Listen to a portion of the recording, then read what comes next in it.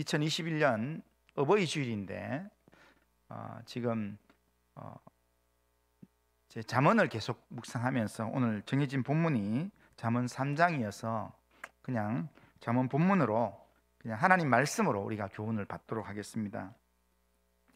잠언은 우리로 하나님을 경외하고 하나님의 자녀답게 살도록 우리를 가르치는, 말씀으로 가르치는 하나님의 말씀입니다. 우리가 하나님의 자녀다운 삶을 살기 위해서는 지혜를 붙들어야 합니다. 여기서 지혜는 그냥 세상적인 지혜가 아니라 하나님을 경외하게 하는 지혜이고 하나님의 말씀을 깨닫는 지혜입니다. 오늘 본문은 내 아들아 라는 말로 시작하면서 하나님께서 우리에게 하나님의 자녀로서 우리가 이렇게 행해야 된다라는 명령을 몇 가지로 이야기합니다. 그러면서 그리하면이라는 접속사를 몇 번이나 사용하면서 이러이러하게 응답해 주겠다, 그렇게 약속을 말씀하는 내용입니다. 그 응답의 약속 중에서 다 이렇게 전체를 포괄하면서 제일 이 기본이 되는, 핵심이 되는 내용이 4절 내용입니다. 4절을 보면 이렇게 이야기합니다. 그리하면 네가 사람과 하나님과 사람 앞에서 은총과 귀중히 여김을 받으리라, 그렇게 말씀합니다. 우리가 하나님 앞에서 은총을 받고 귀중히 여김을 받는 것, 이게 가장 큰 복입니다. 왜냐하면 세상의 죄가 관영해서 하나님이 홍수로 세상을 심판하실 때가 있었습니다. 노아 때에 홍수로 세상을 심판하실 때, 그때 노아와 그 가족만 홍수 심판에서 살아남았습니다. 그런데 그 이유를 성경은 노아는 여호와께 은혜를 입었더라, 그렇게 말씀합니다. 그러니까 온 세상이 물난리가 나고 온 세상이 이렇게 물로 덮이는 그런 심판의 상황에 있다 할지라도 하나님의 은총을 입은 자는 거기서 죽지 않는다는 겁니다. 소돔과 고모라 이 성이 죄악으로 말미암아 하늘에서 유황불이 내려서 온 도시가 불바다가 되는데 그 불 가운데서도 하나님의 은총을 입은 롯과 그 가족들은 구원을 받게 된다는 겁니다. 그러니까 하나님께 은혜를 입고 하나님께 귀중히 여김을 받으면 하나님의 구원을 입게 되는 놀라운 은총이 있게 된다는 겁니다. 그런데 하나님께 은총을 입고 하나님께 귀중히 여기는 것도 큰 복인데, 그런데 오늘 4절에서는 어떻게 얘기하냐면 하나님과 또한 우리가 이 땅의 삶을 살아가면서 사람 앞에서, 하나님과 사람 앞에서 은총과 귀중히 여김을 받으리라, 그런 이야기를 합니다. 자, 이런 복이 우리에게 따라온다는 겁니다. 그런데 우리는 이런 복을 좋아하지만 이런 복을 하나님이 어떤 사람에게 약속하는가, 우리가 어떻게 살아야 되는가, 여기에는 우리가 강조점을 잘 안 둘 때가 있습니다. 그래서 성경을 읽을 때 여기에 네가 하나님과 사람 앞에서 은총과 귀중히 여김을 받으리라 하는 여기에 줄일 것든지, 이것보다 더 뒤에 나오는 뭔가 이렇게 내 길을 지도하시리라, 또한 내 곡식 창고가 가득하고 그리고 내 포도주틀에 새 포도주가 넘치리라, 이런 구절들을 줄 것이지만 실제로 우리가 중요하게 생각이 될 것은 뭐냐면 이런 거는 따라오는 겁니다. 그런데 이런 것이 따라오려고 하면 우리가 하나님 앞에서 살아야 되는, 하나님이 핵심적으로 이야기하는 그것을 들어야 합니다. 내 아들아 하면서 이 지금 하나님이 교훈하시는 내용은 뒤에 있는 거는 그리하면이라는 건 설명입니다. 그 앞에 있는 내용이 더 중요하다는 겁니다. 그 앞에 있는 삶을 살아야 하나님이 약속하신 복을 우리가 받아 누릴 수 있다는 겁니다. 자, 그러면 오늘 본문을 통해서 누가 이런 복을 받아 누릴 수 있는가, 누가 이런 복을 받는다 말씀하는가, 그걸 한번 찾아보겠습니다. 첫째는 누가 하나님과 사람 앞에서 은총을 입고 귀중 여김을 받는가 하면 하나님의 말씀을 잊지 않고 기억해서 그 명령을 마음에 지키는 사람이라는 겁니다. 자, 1절을 보면, 자, 1절을 이렇게 얘기합니다. 내 아들아, 나의 법을 잊어버리지 말고 내 마음으로 나의 명령을 지키라, 그렇게 말씀합니다. 여기서 하나님께서는 하나님의 말씀을 뭐라고 이야기하냐면 나의 법이다, 이렇게 얘기합니다. 여기에 법이라는 말은 기준이다, 이런 뜻입니다. 그러니까 우리가 삶을 살아가는 데 있어서 옳고 그름을 판단하는 기준, 영적인 잣대가 뭐냐면 바로 하나님의 법이라는 겁니다. 그러니까 무엇이, 우리가 이 땅의 삶을 살아가면서 무엇이 옳고 무엇이 틀린가를 기준이 되는 이 잣대가 뭐냐면 하나님 말씀이라는 겁니다. 하나님의 말씀에 비추어 봤을 때 이 말씀이 옳으냐, 하나님의 말씀에 비추어 봤을 때 이 삶이 옳으냐 잘못되었느냐 우리가 알 수 있다는 겁니다. 내가 아무리 옳다고 이야기하더라도 하나님의 말씀이 그 길은 사망의 길이다 하면 그건 진짜 망하는 길입니다.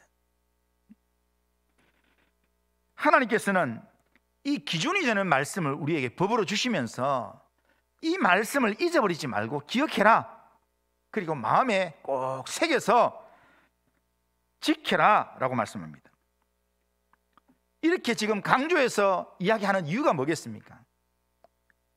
아들 된 우리가 자주 잃어버린다는 겁니다. 잊어버린다는 겁니다. 하나님의 말씀을 우리가 들을 때는, 주일날 예배를 통해서 말씀을 들을 때는 고개를 끄덕끄덕 하면서 맞다, 하나님 말씀대로 살아야지 하는데 이 말씀을 우리가 기억을 안 하니까, 마음에 새기지 않으니까 문 열고 나가면 누군가가 나한테 큰 소리 한번 치면, 누군가가 나한테 조금 감정 건드리는 그런 행동을 하면 말씀의 기준은 온데간데 없고 오로지 그냥 내 이 판단으로, 내 경험적 지식으로 모든 것들을 행동할 때가 있다는 겁니다. 실제 삶의 현장에서 구체적인 상황에 직면하게 되면 하나님의 뜻은 온데간데 없고, 그리고 하나님의 말씀이 기준이 되는 게 아니라 내 생각이 기준이 되고 내 경험이 기준이 돼가지고 말하고 행동하고, 그러면서 내가 이런 말을 하면 일이 좀 더 커진다라고 그렇게 느껴짐에도 불구하고, 그럼에도 불구하고 감정이 나를 조절을 못하는 겁니다.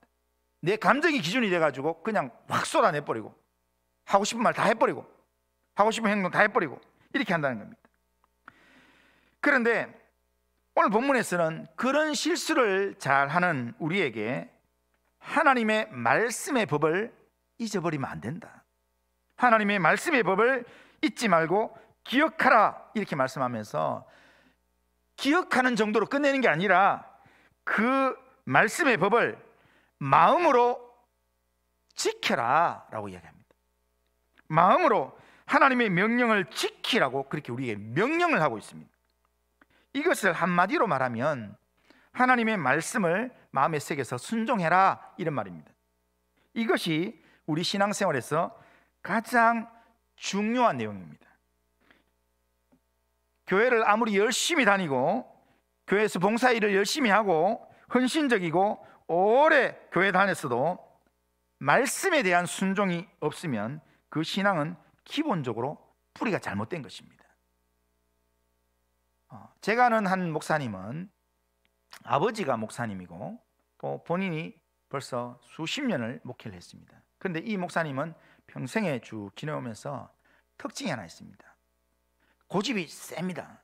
그런데 하나님의 말씀이 말씀 가운데서 본인의 마음속에 딱 주어지면, 그러면 그 말씀 앞에 무조건 엎드리게 되는 겁니다. 그러니까 감정 때문에 큰 소리를 쳤습니다. 그런데 말씀에서 깨달아지면서 네가 잘못했구나 하면은 그 잘못했는 걸 성도들 앞에서, 그리고 학생들 앞에서 나이 많이 드신 담임 목사님이 학생들 앞에서 제가 지난주에 잘못했습니다, 저를 용서해 주시길 바랍니다, 이렇게 용서를 구하는 그런 행동을 한다는 겁니다. 그러니까 하나님의 말씀 앞에, 하나님의 말씀이면 무조건 순종합니다, 이런 삶을 살아간다는 겁니다. 이 말은 삶의 기준이 뭐냐면 하나님의 말씀이라는 겁니다. 그러니까 신앙생활을 잘하느냐 못하느냐, 신앙이 좋으냐 안 좋으냐, 그 기준이 뭐냐면 하나님의 말씀에 대하여 순종하는 사람이냐 아니냐를 보면 알 수 있다는 겁니다. 우리는 일반적으로 신앙생활 뭐 잘한다 이러면은 뭐 봉사 열심히 하고 교회 열심히 잘 나오고 뭔가 그런 외형적인 내용으로 많이 이야기합니다. 하지만 실제로 사람들이 다 인정하는 그런 사람이라도 천국에 가서 하나님 보시기에 인정이 안 될 수도 있습니다. 그런 말 있잖아요. 이렇게 교회에서 이렇게 존경받고 했던데 이렇게 천국 갔더니 목사님이 짜장면 배달하고 있더라고. 뭐 우스갯소리겠지만 하나님의 말씀 앞에 우리가 기준이 되고 말씀에 순종하는 삶이 되지 않으면 하나님이 기뻐하지 않는다는 겁니다. 그러면 하나님의 말씀에 누가 순종할 수 있습니까? 요한복음 14장 15절에 보면, 자, 한번 따라해 보겠습니다. 너희가 나를 사랑하면 나의 계명을 지키리라. 하나님의 계명, 그 말 계명을 지키는 것은 어디서 시작되는가 하면 사랑하는 데서 시작됩니다. 우리가 뭔가를 하려고 하면 억지로 해서는 안 됩니다. 그런데 사랑하는 마음이 생기면 저절로 되게 되어 있습니다. 예? 갓난 애기 똥기저귀 치우고 밥 먹이고 오로지 여기에만 이렇게 잠도 줄여가면서 그렇게 하는 것 가능합니까? 불가능한데요. 그런데 아이가 내가 낳은 아이라서 내가 너무 사랑스럽다라는 사랑의 마음이 딱 채워지면, 그러면 잠을 포기하면서 내 모든 희생을 거기에 투자하면서, 그러면서 아이 똥도 닦아주고 씻겨주고 먹여주고, 그러면서 그러다가 한번 웃어주기만 하면 그걸로 다 만족하고 그렇게 지내는 거 아니겠습니까? 사랑이 순종의 삶을 살게 하는 것입니다. 하나님을 사랑하는 것도 똑같습니다. 하나님을 사랑하는 뜨거운 사랑이 우리 마음속에 있으면, 그러면 자발적으로 말씀에 순종하게 되어 있습니다. 누가 시키지 않더라도 하나님 말씀을 순종하려고 말씀을 마음에 두고 말씀을 가까이 하는 삶을 살게 된다는 겁니다. 그런데 문제가 있습니다. 우리가 하나님을 사랑해야지 이런 마음을 먹는다고 저절로 사랑해지는 게 아니라는 게 이게 문제입니다. 하나님을 사랑하고 싶습니다, 내가 사랑해야 되겠습니다, 이렇게 하는데도 그게 내가 그런 고집을 부린다고, 내가 막 의지를 결단한다고 저절로 막 사랑이 막 생겨나고 이렇게 되는 게 아니라는 겁니다. 사랑은 하나님의 선물입니다. 그런데 사랑은 믿음의 선물입니다. 성령의 열매이면서 믿음의 선물인데, 이 믿음의 선물은 어디서 생겨나는가 하면 믿음에서 생겨난다는 겁니다. 그런데 믿음은 어디서 생겨나냐면요, 믿음은 들음에서 나느니라. 믿음은 그리스도의 말씀을 들으면서 믿음이 생기는 겁니다. 그러니까 우리가 하나님의 말씀에 귀를 기울여 들음으로 우리의 마음속에 하나님의 우리를 향한 그 사랑을 우리가 계속 듣고 그 사랑을 우리 마음속에 채우면 거기에서 믿음이 생기면서, 그러면서 사랑하고자 하는, 하나님께 가까이 가고자 하는, 하나님을 사랑하고자 하는 그 믿음의 마음이 시작된다는 사실입니다. 오늘 본문에서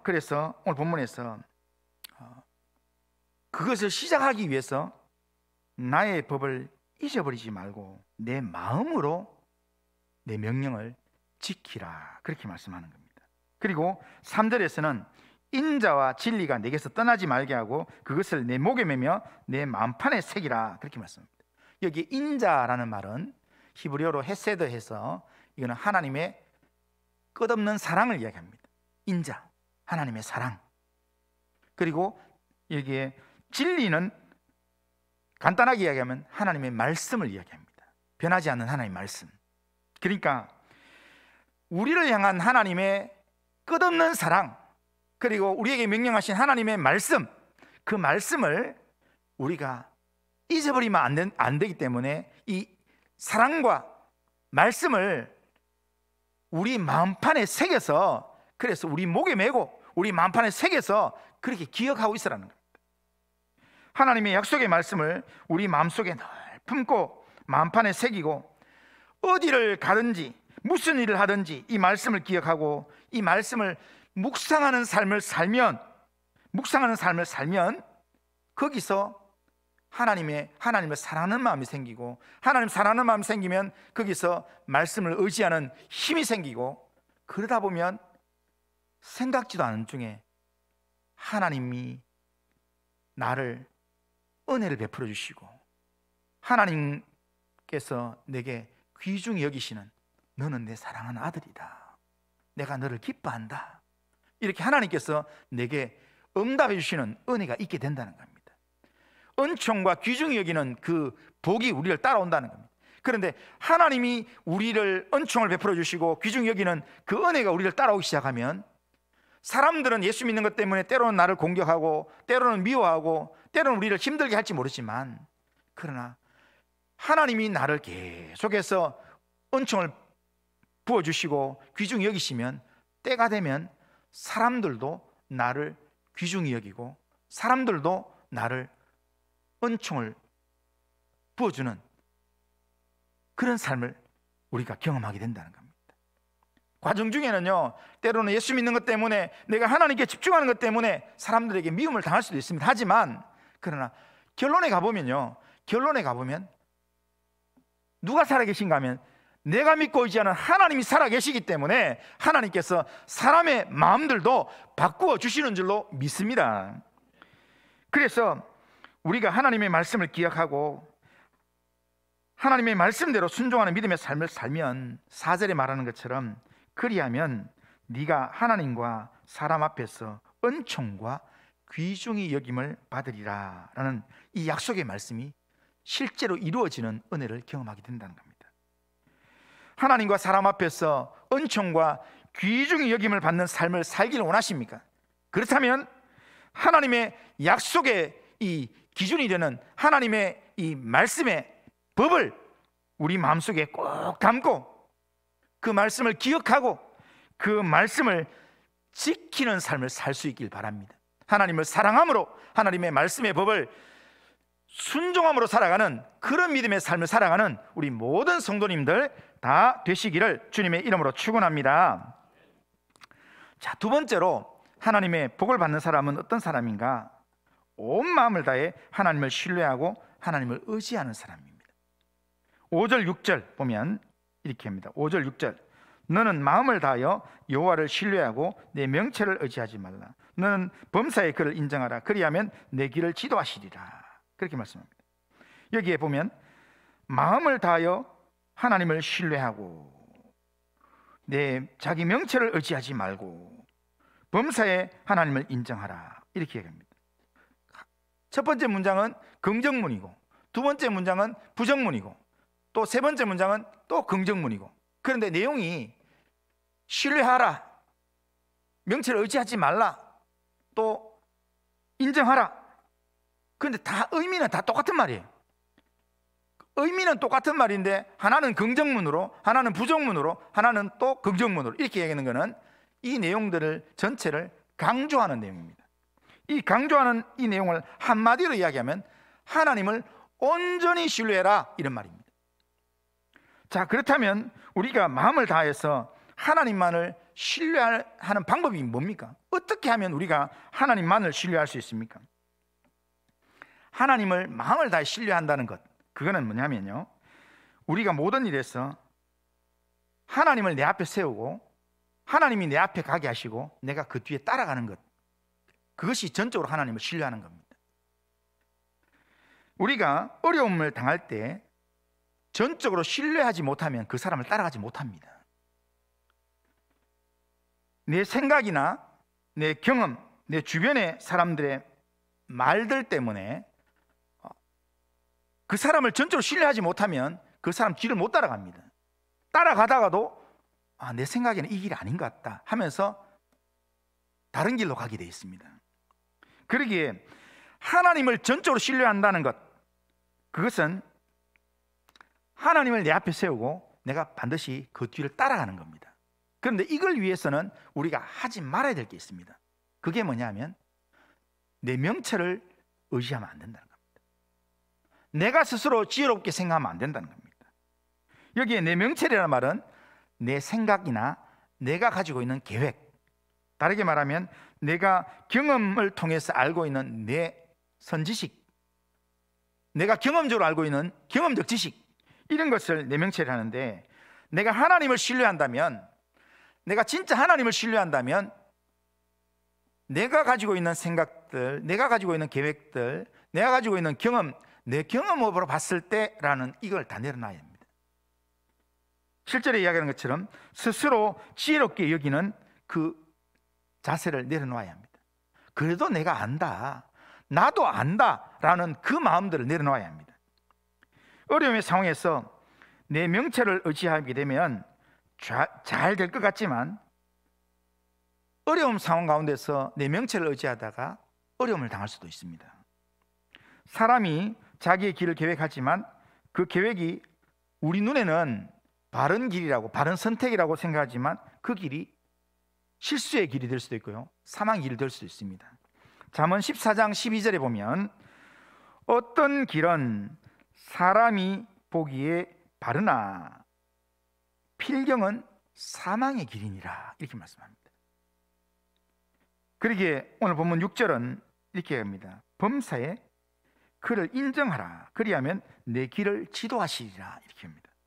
여기서 내 길을 지도하시리라 이 말을 하는 건, 길을 지도한다 이 말은 뭡니까? 지금 길이 잘 안 보인다 이 말을 전제하고 있습니다. 우리가 믿음으로 세상을 살아가다 보면은 길이 잘 보이지 않을 때가 있습니다. 진짜로 내가 나아가고 싶은데 뭔가 해야 될 것 같은데 어떻게 해야 될지 잘 모를 때가 있습니다. 앞으로 나아가기는 해야 되겠는데 길이 도무지 보이지 않는 그런 상황. 왜 그럴까요? 왜 길이 안 보이겠습니까? 길이 숨겨져 있기 때문입니다.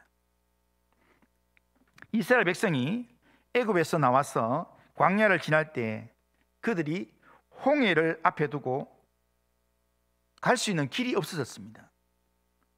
뒤에는 애굽의 군대가 추격해 오고 앞에는 바다, 홍해 바다가 앞을 가로막고 있었습니다. 그러니까 그 앞에 길이 없어요. 그러나 모세가 그때 하나님의 지시하심을 따라서 지팡이로 홍해를 가르니까 홍해가 쫙 갈라지면서 그 속에 감춰져 있던 길이 드러나기 시작하는 겁니다. 오늘 우리가 살아가는 삶의 자리에서 내 눈에 길이 없는 것처럼 보이지만, 그러나 하나님이 인도하시는 우리의 삶의 걸음에는 길이 없는 게 아니라 길이 감추어져 있습니다. 바다 속에 감추어져 있습니다. 내 눈으로는 아무리 보려고 해도 안 보입니다. 그러나 하나님이 일하시면 길은 드러날 줄로 믿습니다. 그렇기 때문에 우리의 삶에서 길이 없을 때 우리는 하나님께는 길이 있다는 걸 인정해야 합니다. 하나님을 인정하는 믿음으로 하나님을 경외하는 그 믿음의 마음으로 하나님의 말씀에 순종하는 겁니다. 범사에 그를 인정하라, 이렇게 얘기했습니다. 6절에. 여기에 범사에라는 말은 이 성경에서 범사에 나오는 단어가 범사에 임하는 모든 일에, 이런 뜻인데, 이 단어는요, 6절에서 이 단어는 히브리어로 보면 조금 다릅니다. 모든 일에가 아니고요, 모든 길에서, 이런 말입니다. 우리가 행하는 모든 길에서 더 이상 갈 길이 없다고 생각될 때, 그때 막다른 그 길에서 누구를 인정하는가 하면 하나님을 인정하라는 겁니다. 내가 갈 길이 없다고 생각되는 바로 그 막다른 길에서 하나님을 인정하고 하나님이 내게 하시는 말씀대로 내가 신뢰하고 순종하라는 겁니다. 요단강이 범람을 하면서 이렇게 요단강을 건너야 되는데 범람을 해서 강이 너무 커졌습니다. 물이 막 흐르고 있는데, 그런데 하나님께서 언약궤를 맨 제사장이 먼저 들어가라고 이야기합니다. 언약궤를 맨 제사장이 흐르는 물에 발을 내디디라 이야기합니다. 하나님을 인정하지 않고 하나님을 신뢰하지 않으면 절대로 못하는 겁니다. 홍수가 나서 물이 막 밀려 내려오는데 그 물에 맨몸으로 들어가는 것도 아니고 지금 이 언약궤를 들고 들어가는 것, 죽으로 들어가는 것 똑같습니다. 그런데 하나님을 신뢰하는 믿음으로, 하나님의 말씀을 인정하는 그 믿음으로 그냥 발을 내디디니까, 발을 요단강에 딱 내딛는 순간 그때부터 물이 언덕에 쌓이기 시작하면서 모든 문제가 회복되기 시작한다는 겁니다. 멈추기 시작한다는 겁니다. 하나님께서 우리의 길을 지도하시는 것, 하나님을 신뢰하는 사람에게 하나님이 지도하십니다. 하나님을 인정하는 사람에게 하나님은 그 길을 지도하십니다. 그러기에 길이 없는 막다른 골목에서, 막다른 길에서 하나님을 불신하면서 원망하면서 불평하는 그런 악을 버려야 합니다. 여호와를 경외하는 그 믿음으로 악을 떠나야 합니다. 내 경험적인 명체를 의지하지 말아야 합니다. 내 경험적으로는 여기는 길이 없다, 안 된다, 그러면서 애굽으로 돌아가자. 출애굽은 애굽 사람들에게 무릎 꿇고 무조건 빌면서 다시 종으로 돌아가겠습니다, 우리가 다시 종하겠습니다, 이렇게 우리 돌아가자. 경험적으로는 그것밖에 할 게 없습니다. 하지만 그렇게 하지 말라고 이야기합니다. 길이 없다고 판단되는 그곳에서 하나님을 인정하고 하나님을 경외함으로 내 모든 명체를 내려놓고 하나님만 신뢰하고 하나님을 의지하라고 우리에게 이야기합니다. 그러면 우리의 삶 가운데 하나님이 은총과 귀중히 여기는 그 은혜로 말미암아 우리의 길을 열어주시고 우리의 길을 지도하실 줄로 믿습니다. 오늘 우리의 삶 가운데 이런 내 명체를 의지하고 또한 내가 스스로 그래도 나도 알 만큼 안다라고 생각하는 그런 내 교만의 마음으로 내가 살고 있지 않은 우리 자신 한번 점검해 보면서 전적으로 하나님을 인정하고 하나님만을 신뢰할 수 있길 바랍니다. 마지막으로 하나님의 복을 받는 사람은 하나님께 드릴 것으로 하나님을 공경하는 사람입니다. 9절에 보면 내 재물과 내 소산의 처음 익은 열매로 여호와를 공경하라 이야기합니다. 이 말은 한마디로 이야기하면 재물로 하나님을 섬기는 삶을 살아라, 이런 말입니다. 하나님은 만물의 주인이신데 더 이상 하나님께는 말씀으로 무에서 유를 창조하시는 하나님이신데 하나님한테 무슨 재물이 필요하겠습니까? 하나님이 밥 먹는 분도 아닌데 소산물이 뭐 필요하겠습니까? 하나님이 뭐 양고기가 뭐 그렇게 필요하겠습니까? 고기는 누가 먹는가 하면 사람이 먹습니다. 곡식 밥은 누가 먹는가? 사람이 먹습니다. 하나님 필요도 없는데 왜 하나님께서 재물과 소산물로 하나님 섬기라 할까요? 여기에는 우리가 하나님께 드린다고 하는 것, 이것은 하나님의 소유권을 인정하는 것을 담고 있습니다. 우리가 하나님의 소유권을 인정한다는 것, 이 말은 뭐냐면 하나님이 주인이다, 이 말은 나는 종입니다, 나는 하나님의 일을 맡은 청직입니다, 이런 뜻입니다. 그러니까 이것을 하나님은 우리는 우리의 삶에서 늘 고백하라고 우리에게 말씀하고 있습니다. 하나님은요, 스스로 우리가 물질의 주인이라고 스스로 인정하면서 자꾸 물질을 내 걸로 자꾸 생각하는 사람한테는 절대로 물질의 복을 주지 않습니다. 물질을 하나님보다 더 중요하게 쥐고 있는 사람한테는 절대로 물질의 복을 주지 않습니다. 왜냐하면 이렇게 물질을 내 걸로 생각하고 그걸 붙들려고 사는 사람은 하나님에 대한 불신앙이고 하나님을 대적하는 교만한 삶을 살고 있기 때문입니다. 우리가 모든 것에서 하나님의 소유권을 인정하고 우리가 하나님 앞에서 하나님의 백성됨을 인정하면서 믿음의 고백의 삶을 살 때 하나님은 우리를 귀중히 여기시고 또한 우리를 위한 놀라운 은총의 일을 하나님이 시작하시는 겁니다.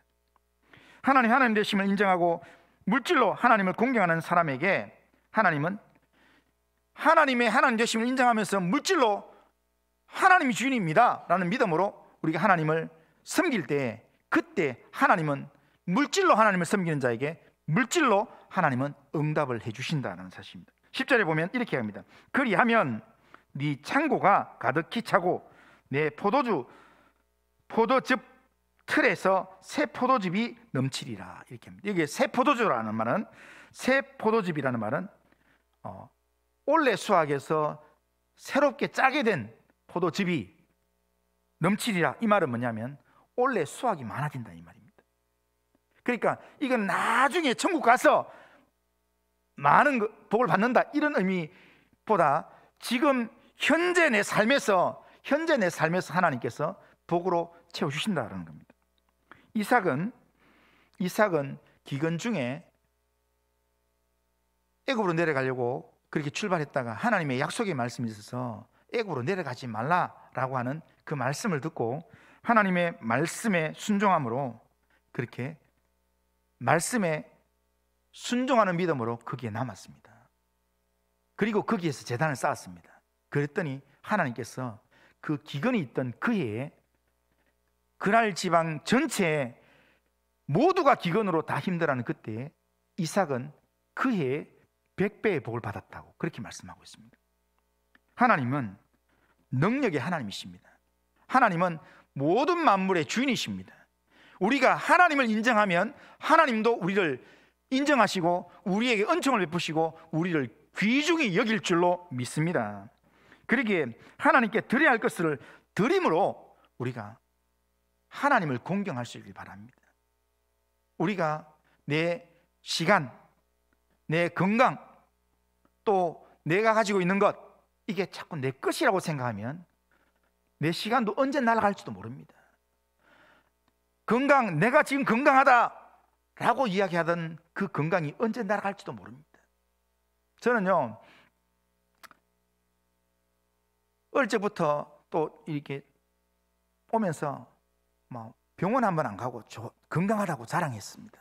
그리고 이가 튼튼하다고, 그리고 나는 치과 가는 사람 이해가 잘 안 된다 그러면서 막 사람들 앞에서 막 이렇게 이로 이렇게 사이다 병뚜껑 있잖아요. 병뚜껑을 이로 막 땄습니다.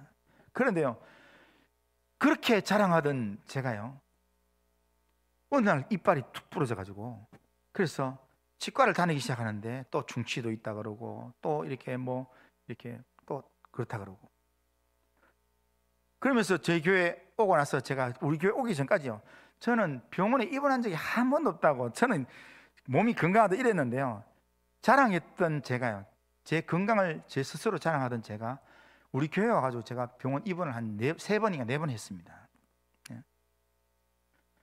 그러니까 지금 내가 건강하다고, 지금 내게 시간이 있다고, 지금 내가 뭔가 있다고, 이게 내 거라고 생각하면 그게 언제 날아갈지 모릅니다. 하나님께서 내게 은혜 주셔서, 내가 건강 주셔서 내가 감사함으로 건강을 누리고 있는 거고요, 하나님께서 내게 시간 주시고 물질 주셔서 그걸 내가 누리고 있는 겁니다.